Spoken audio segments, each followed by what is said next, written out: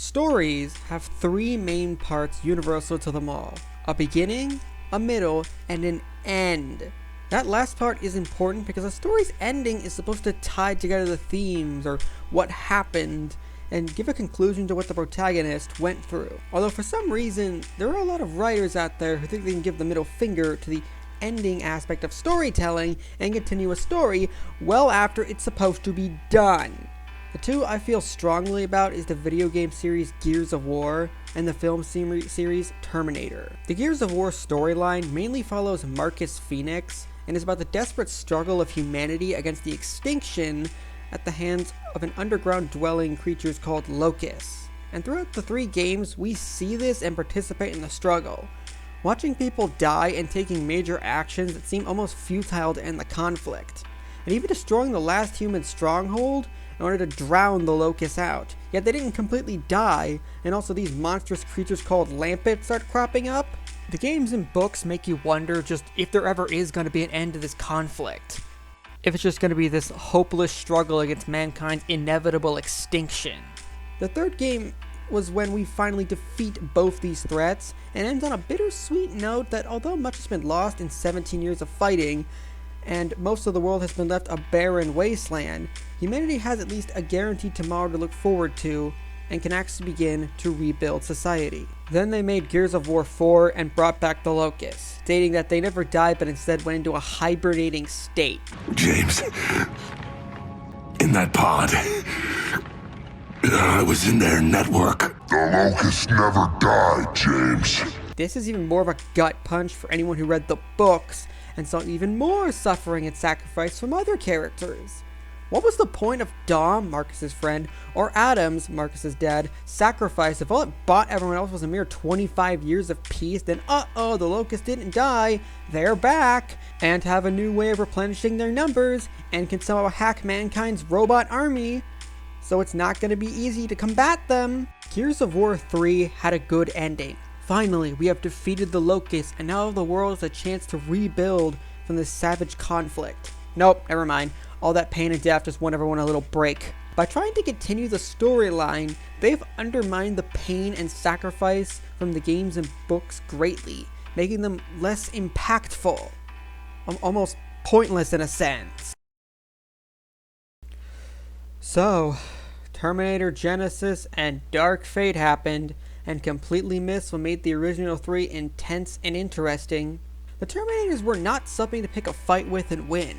They were things you avoided and barely survived, or flat out lose against. The only way to beat these machines was to exploit a design weakness, or trick them for a Hail Mary tactic.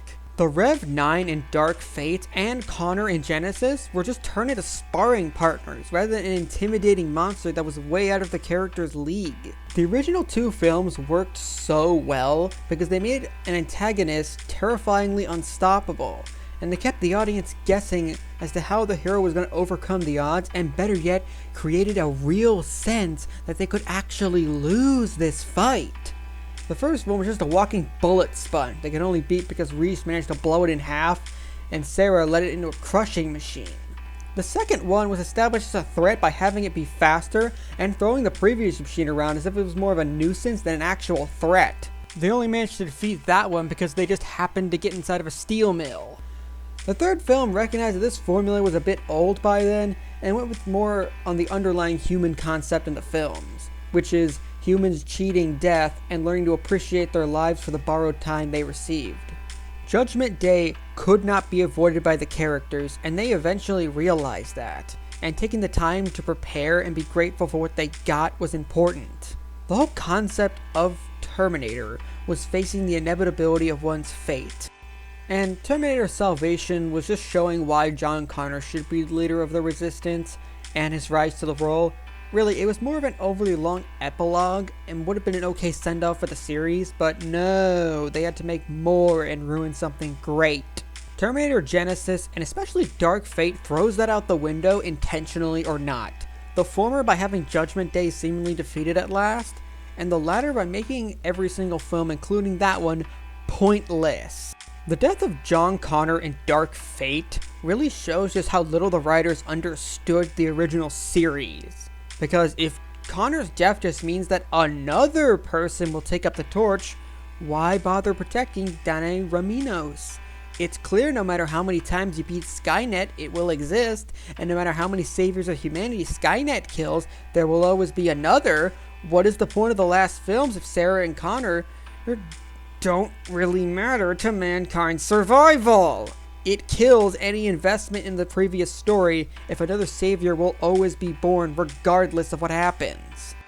It's important as writers and even audience members, when you think about it, to get that if we want a good story that feels satisfying, it has to have an ending and not try to stretch on beyond it. To do so oftentimes invalidates and ruins the impact it has or could have had. It's only in rare instances where you see a series be expanded far without coming across as being stretched paper thin, like South Park or the Warrior Cats book series.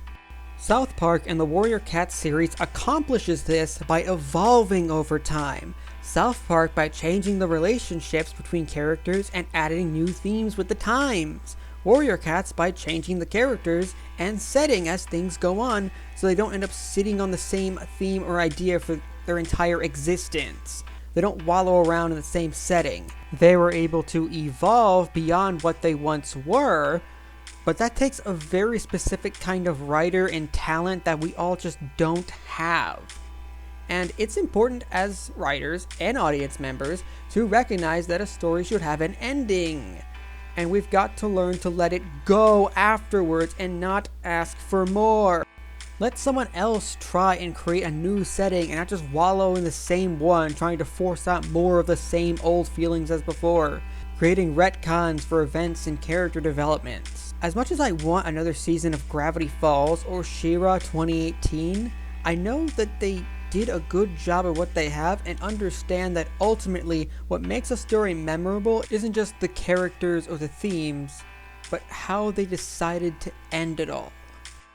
That they were amazing because they didn't overstay their welcome and did what they needed to tell that story. And I wouldn't want them to ruin any of the good feelings or memories I have by trying to go beyond what they had planned and stretch things out as thinly as they could.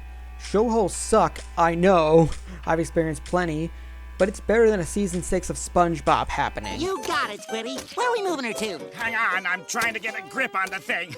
Now don't move it till I say, ow! Okay, it's on my foot, now don't. Okay. Ow! SpongeBob, I told you not to move it till I said, ow! Why do you keep moving it? Cause you keep saying, But what do you think? Agree with my assessment or not? Why? Have any of your own examples to add?